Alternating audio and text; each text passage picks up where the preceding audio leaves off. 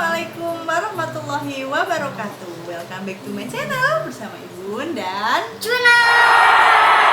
Apa kabar teman-teman semuanya? Gimana nih liburan lebarannya? Menyenangkan?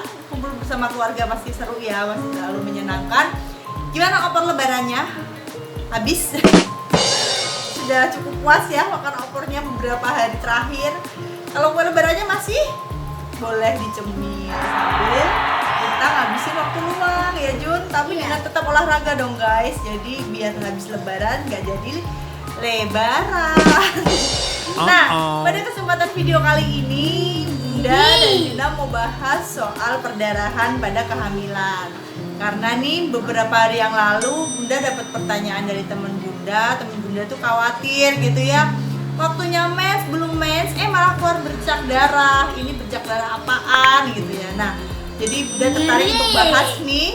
Dan untuk mendapatkan informasi yang lengkap tentang perdarahan pada kehamilan, kalian jangan skip dulu video ini. Tonton sampai akhir untuk mendapatkan informasi secara lengkap.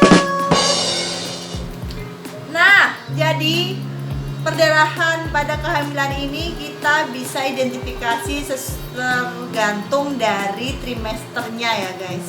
Jadi bisa, kalau yang terjadi pada kehamilan trimester pertama, ini perdarahan yang biasanya terjadi, yang pertama itu adalah perdarahan implantasi.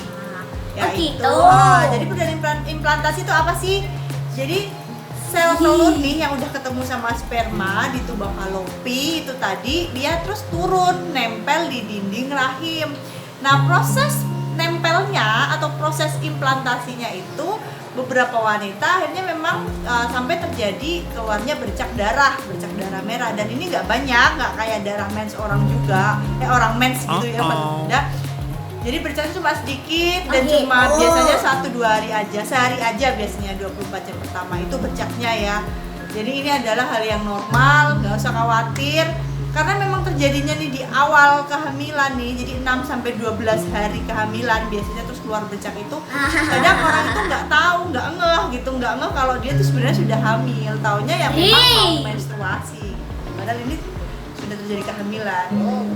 Dan selanjutnya untuk perdarahan yang kedua nih yang terjadi pada trimester yang pertama, yaitu perdarahan karena adanya kemungkinan kehamilan ektopik. Nah, apa itu kehamilan ektopik? Yaitu terjadinya kehamilan tapi di luar rahim.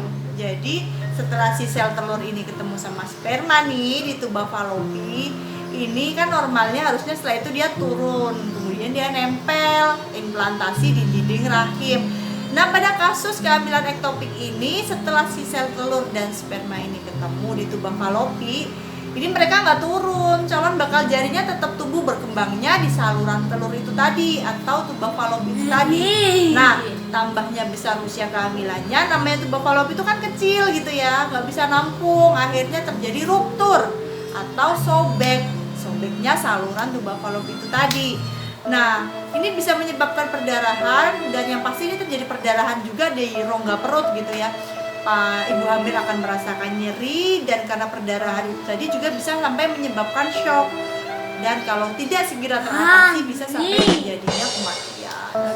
Dan sampai ya, jadi kalau bisa sih ya memang namanya kita kalau sudah tahu nih kalau hasil dari tes packnya kita itu udah garis 2 nih, udah positif hamil gitu ya, kita langsung aja nih guys datang ke fasilitas kesehatan, ketemu dokter untuk dilakukan USG. Jadi kita pastikan dulu kalau si calon bakal janin kita itu nempelnya udah bener, udah memang di dalam rahim, bukan nempel di luar rahim. Jadi yang kemungkinan kehamilan ektopik ini kita singkirkan dulu gitu.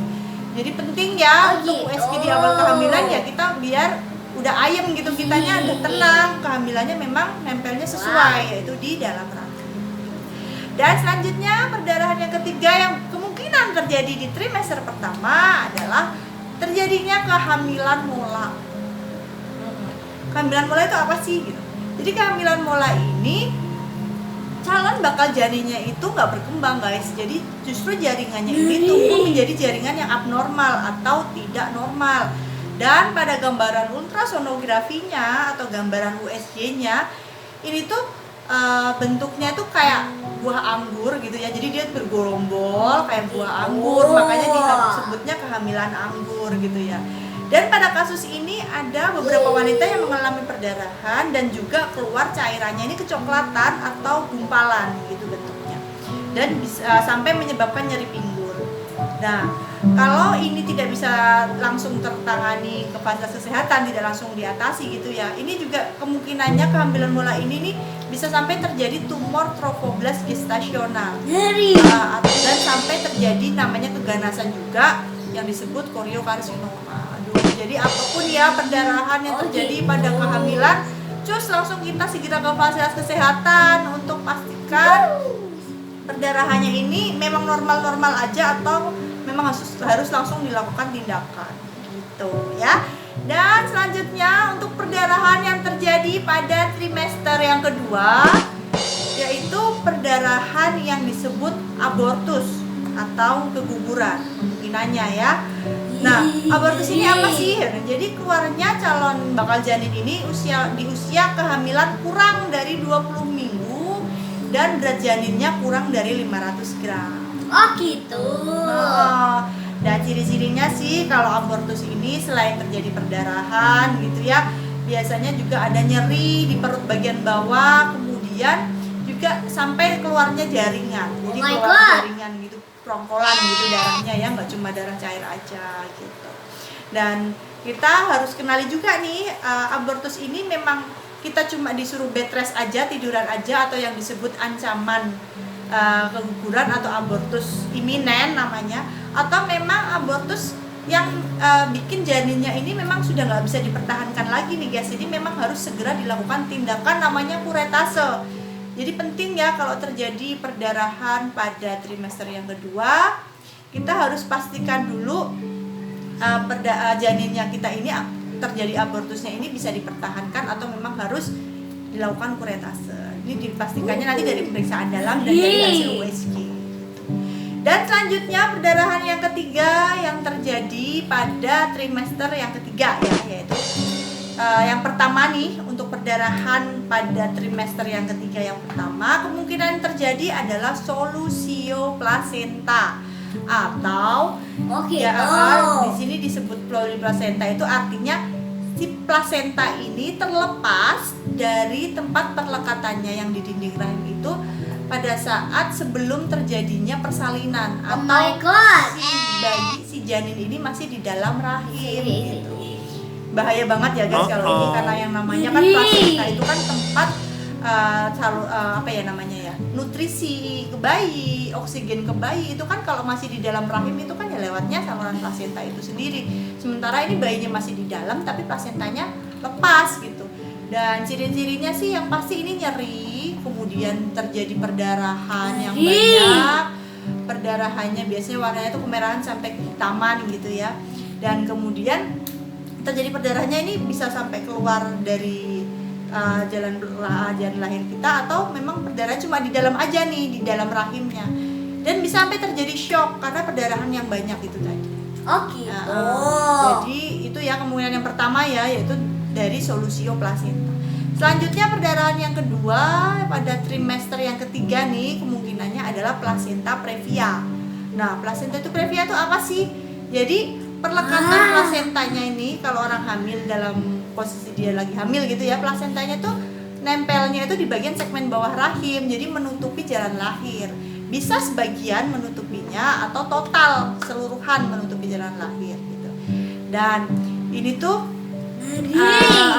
biasanya ya tanda-tandanya ini tuh ibunya saat keluar darahnya itu sih nggak sakit gitu ya, nggak nyeri, darahnya yang keluar warnanya juga merah segar gitu ya. Tapi ya memang namanya semakin besar usia kehamilan gitu ya, ini juga bahaya kalau keluar darah semakin banyak, nanti bisa mempengaruhi kondisi ibu dan janinnya juga gitu. Dan kalau perlekatan plasentanya ini tuh total betul-betul menutupi jalan lahir, ini kemungkinan persalinan normal juga nggak bisa ya guys. Jadi harus melalui tindakan namanya seksio cesarean atau operasi SC orang bilangnya ya, yaitu operasi sesar gitu. Nah, tanda perdarahan yang ketiga pada trimester yang ketiga adalah tanda-tanda persalinan. Jadi keluarnya lendir bercampur dengan darah atau biasa disebut bloody show. Nah, untuk tanda-tanda persalinan selengkap kalian boleh lihat pada video Bunda dan Juna sebelumnya. Bunda udah jelasin lengkap banget tanda-tanda persalinan termasuk perdarahan bloody show ini tadi ya. Jadi kalau terjadi perdarahan bloody show ini disertai dengan kontraksi rahim yang teratur dari frekuensinya semakin sering gitu ya, ini sih perdarahannya berarti udah waktunya persalinan, karena juga terjadinya di trimester ketiga, kehamilannya juga sudah aterem, sudah waktunya lahir gitu ya. Jadi kita nggak usah panik, kita langsung aja nih kemas barang-barang yang memang sudah kita persiapkan yang akan kita bawa saat bayi kita nih mau bersalin gitu. Kita langsung bawa, kita kemas, kita datang ke fasilitas kesehatan gitu ya. Jadi begitu ya tanda-tanda apa namanya, tanda-tanda perdarahan yang harus selalu kita kenali nih, kita harus paham gitu ya.